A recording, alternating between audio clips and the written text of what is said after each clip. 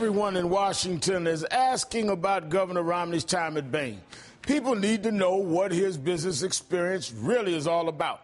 59% of people believe that Romney's business experience would help them improve the economy. But Americans need to know the truth about Romney's business model. And it's not about the millions of dollars Will it made. It's about the human catastrophe that Bain Capital wreaked on thousands of Americans.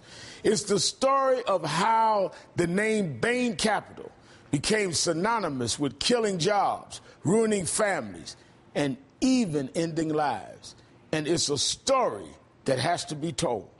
Joining me now is John Weissman. He saw firsthand the devastation that Bain Capital caused to hundreds of families at a steel plant in Kansas City.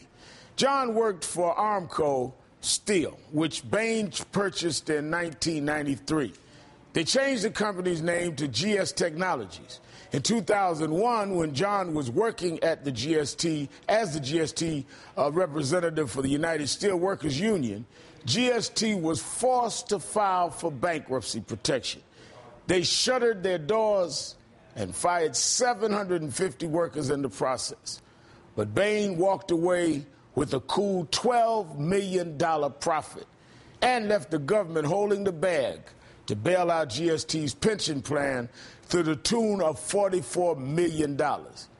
John, thanks for being here tonight. My pleasure, Reverend Sharpton. Thank you for having me on.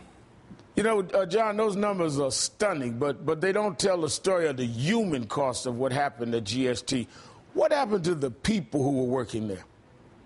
It's such a tragic story.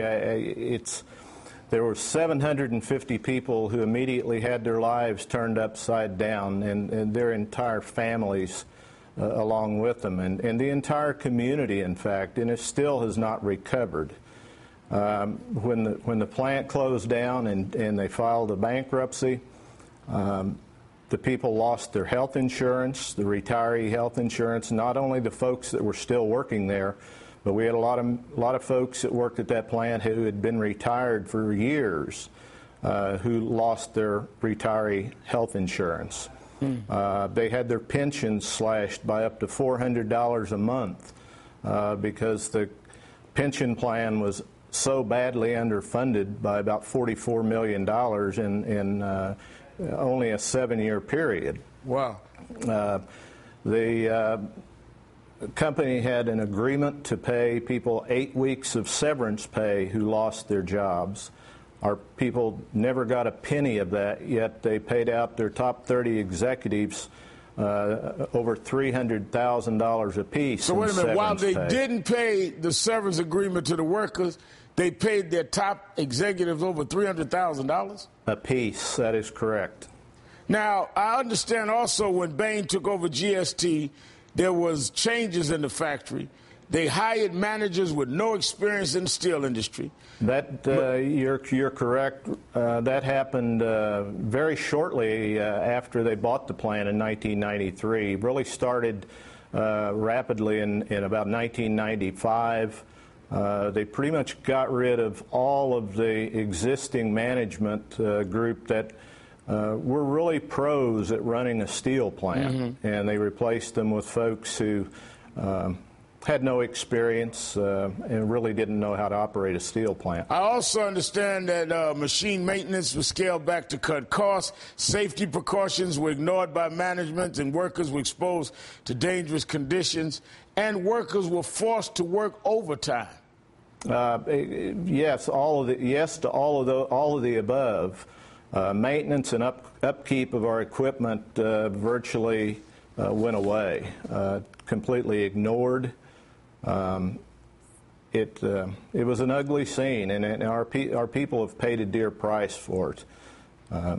Many of them lost their health insurance, as I mentioned earlier, and unfortunately, we've had some of those folks who literally had to choose between providing health care to themselves or a sick spouse or and some of these food. Workers were sick as well. Is that also correct? That is correct. There was quite a number of these folks that worked at that plant over the years that suffered from asbestosis. And when GST eliminated all their health insurance benefits, they had nowhere to turn. They had to go out to a private market to try to buy insurance. And I know of a couple of cases where they were quoted costs by insurance companies that would cost them $5,000 a month. And you didn't misunderstand, $5,000 a month. And that was for a very high deductible. And that was because of the pre-existing conditions that they had with the asbestosis. Now, the reason this is important is that Mr. Romney chose to run on this. He has put front and center, CEO Bain proves he knows business, proves he knows what to do to create jobs and to run an economic plan to keep everybody moving forward. What do you think, as one that worked at one of the companies that was taken over by Bain while he was the CEO, what do you think the American people need to know about Mr. Romney? Well, you know, he is touting himself as some kind of great job creator. And what I can tell you, Reverend Sharpton, is what happened to us here in Kansas City. As well, he did the same thing at many other plants around the country. He's turned out to be the great job destructor instead of a job creator. And I think the American people in your large viewing audience need to think hard and long about that, because do we really want somebody with this kind of a track record doing the same thing to the entire country that he did to the workers here at GST in Kansas City and the AMPAD folks up in Ohio? I think people need to think long and hard about it, because it scares the daylights out of me to think of that possibility. John Weissman, thank you for sharing your story. Powerful testimony. Thank you for your time tonight. We really will be having you back. Thank you so much, Reverend, for having me on. Appreciate it. Thank you.